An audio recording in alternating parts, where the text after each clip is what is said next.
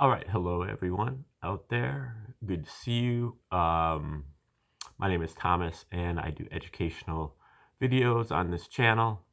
We are embarking on a survey of the reciprocal system of theory, first um, discovered by D.B.Larson back in the early to mid 20th century, and also updated here in the 21st century by Dr. Bruce Perret and Dr. KVK Nehru, among others.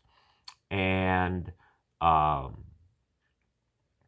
we were just doing a little bit of biographical information on D.B.Larson. Hopefully we'll wrap that up today, and then we'll move into one of his texts, going over one of his texts here, hopefully starting tomorrow. So where we left off the other day was just that Larson was basically got no play from the academic establishment, and that might have been, partially his fault, as he appealed to the academic establishment. He saw that he saw his audience as the physicists and chemists and astronomers out there, and space and time people, and he tried to, send his books to them and appeal to them. And like I've said, I think personally that those are the last people in the room that would get it. The people that are most invested in the status quo are going to be the last people that come over to recognize the new material, because they're entrenched in their old ways. They would be humiliated by having to say that I had everything wrong the whole time. Their career would be jeopardized. Their standing and status in the community would be jeopardized, and also their livelihood would be jeopardized. So I believe that the best audience for the reciprocal system are intelligent, but intelligent adults who haven't been indoctrinated by science classes too much, and or intelligent teenagers who haven't even really started taking science classes. And so, my experience of that is really just having, I took those classes in high school, all those classes, and I took a few of them in college too, but I never was really indoctrinated by it. I didn't really take high school very seriously, or college. And so, I might have taken those classes, and I might have even gotten an A in in one of those classes or whatever, but I didn't learn anything.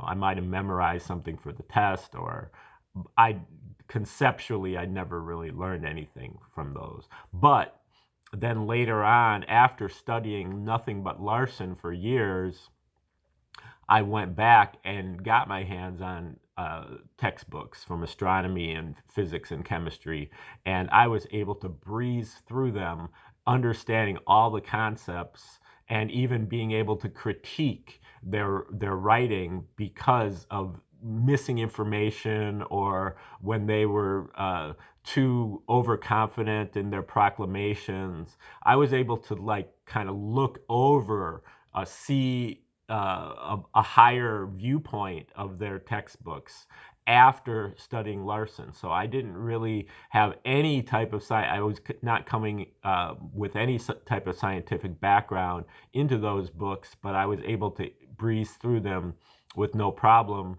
because of my study of Larson. And that's because he is a very thorough teacher in terms of giving you the background, giving you the context, and kind of explaining what the mainstream legacy position is before he goes into what his alternative is.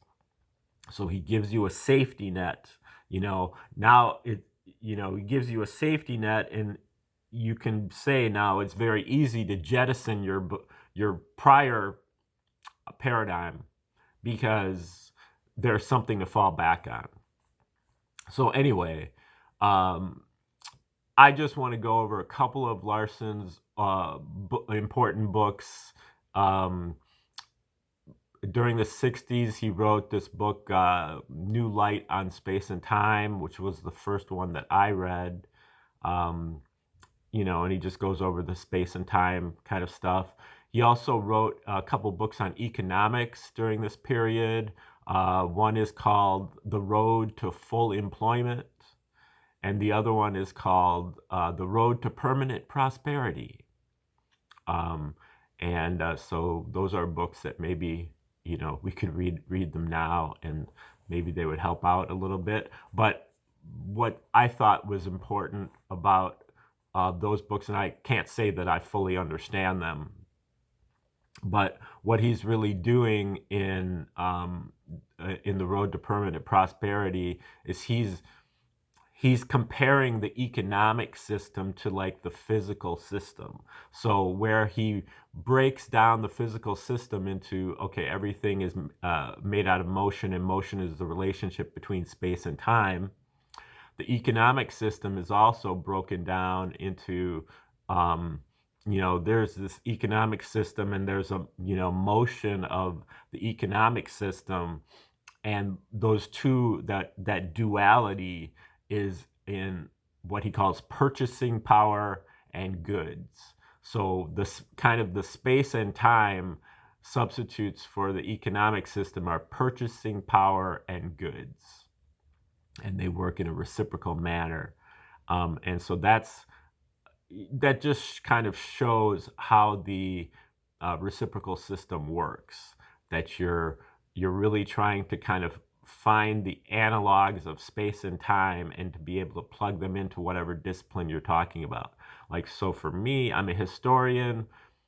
History is usually regarded as being change over time. And so change itself is motion. Motion over time, so that's space over time, or time over space, and that then is, all of that is then divided by time. So I'm not exactly sure. I've never tried to write the reciprocal system of history, or reciprocal history, one over history, or inverse history, or anything like that. But that's maybe how you would get started with that approach. So Larson did contend that his books on economics were very important, more important than his scientific books, because that they were just more applicable to daily life. But he also, in the early 70s, wrote a book called Quasars and Pulsars, and that was important in that he predicted the existence. Now, I think he had written some articles on this beforehand, and so his predictions, I think, went back several years before he wrote these books, the book Quasars and Pulsars. But he predicted the existence of quasars along with a number of their properties years before the mainstream scientists came up with discovered quasars. So this is an area where Larson was able to predict what was coming down the pike in terms of the legacy science. And so he predicted the existence of quasars long before, or at least a few years before, regular science. And, for him, a quasar was basically an exploding galaxy, similar to a pulsar, which was an exploding star. When the explosion of a stellar explosion or a galactic explosion was what he said was really the only way that a material being could actually um, get beyond the speed of light through a powerful explosion. And then by getting beyond the speed of light, um, a supernova is like an explosion of a star. If a star is exploding in space, it blows up like this. But if a star is exploding in time, time is the inverse of space. And so a star that's exploding in time, once it goes beyond the speed of light, the explosion is no longer in space, but it is in time. And when something explodes in time, we don't see time. We only see space. And so we can say this star is exploding in time, but the way that we see that is by an implosion in space. So we see the explosion in time as an implosion in space. And that's where you get the phenomena of white dwarf stars and also pulsars, and also in terms of galaxies, there's some kinds of compact galaxies, as well as quasars, um, that are all this whole family of uh, stellar entities as a result of explosions in time, as a result of explosions being powerful enough to get beyond the speed of light. And so he was, again, just from theory, he was able to predict the existence of quasars and pulsars. So that was a book that he came out with in the early 70s. In the 80s, that's when he was busy working on his most important books, in my opinion. But he also wrote a book at that point called The Neglected Facts of Science, which I think, he kind of, it doesn't really delve into the reciprocal system of theory, but it looks at things that have already been discovered by science that really haven't been publicized to the point that he thinks that they should have been. And that goes to clarify a lot of his reciprocal system. Okay, then now what we're going to be surveying in this course are his 3 books of the structure of the physical universe: Nothing But Motion, 1979, Basic Properties of Matter, 1987, and Universe of Motion, 1984. And so those books are his Structure of the Physical Universe, and they're on, physics pretty much, and then chemistry, and then astronomy. And then before that, we're going to look at the Beyond Space and Time, which was his last book, published posthumously in 1995. And in that book, he goes over all kinds of metaphysical phenomena. A lot of stuff from psychology and philosophy and religion, but also, I guess, psychology. Okay, so that's what we're going to go first. But before we even get to that, we're going to look at one of his articles. Larson wrote many important articles as well. And you can find all this stuff on the website, which I'm not sure of the address right now. But if you just look up Dewey B. Larson, collected works of Dewey B. Larson, or something like that, you should be able to find it. And all of his stuff is on there for free. But since you probably won't do that, we're going to be kind of going through his articles or his books, and we're going to stay close to the text. I'm probably going to just read the text, and if I have a comment to make, I'll make that comment outside of the text. So it'll probably be where, if my eyes are looking down, I'll be in the text. if I'm looking at the camera or looking up, then that'll be my 2 cents on the text.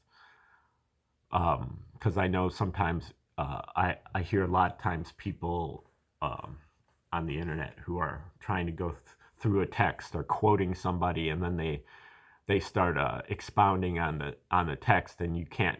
Sometimes it's hard to tell.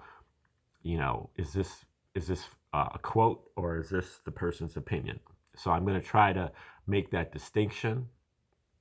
But the first thing that we're going to be going over, hopefully starting tomorrow, is Larson's article that's called "The Deductive Development of the Reciprocal System," or maybe it's "The Deductive Development of the Universe of Motion." One of those, but it's I think 150, 175 different steps that he takes to go from nothing to this whole universe that he builds up. So it shows his thinking one step at a time, to go from nothing to this full universe of motion. So it'll probably take us a little while to get through that, a couple weeks or at least a week.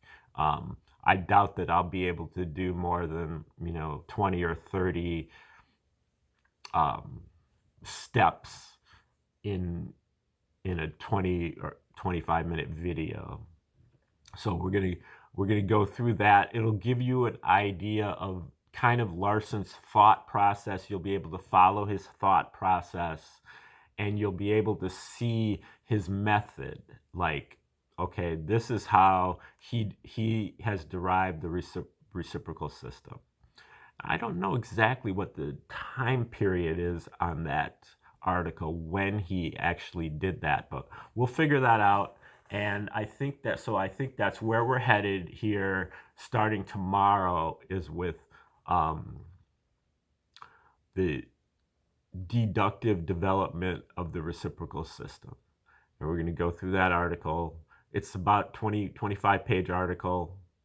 And I'm going to just go with the text, and then I'm going to make some parenthetical comments, which hopefully I'll try to keep to somewhat to a minimum, and maybe I'll stop at certain stopping points, and then I'll expound a little bit at that point.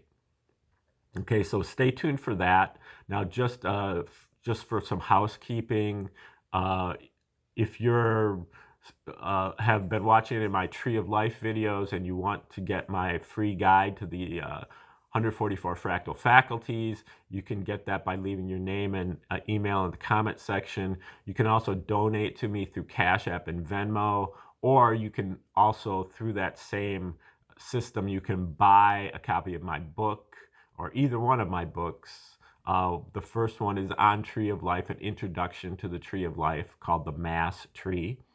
And then also, so $10 will get you that.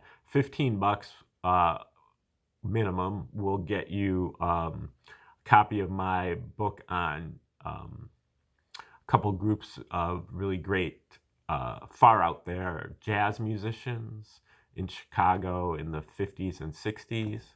That was my field of study for my PhD in history. And super interesting stuff, and would turn you on to some really, really great music as well. Okay, so thanks for tuning in today, and come back to hear about how D.B.Larson went about putting together his reciprocal system in his own words, when we go over the deductive development of the reciprocal system. And if you want to follow along, you can find those articles if you look up the collected works of D.B.Larson. And otherwise, have a great day. We hope to see you soon.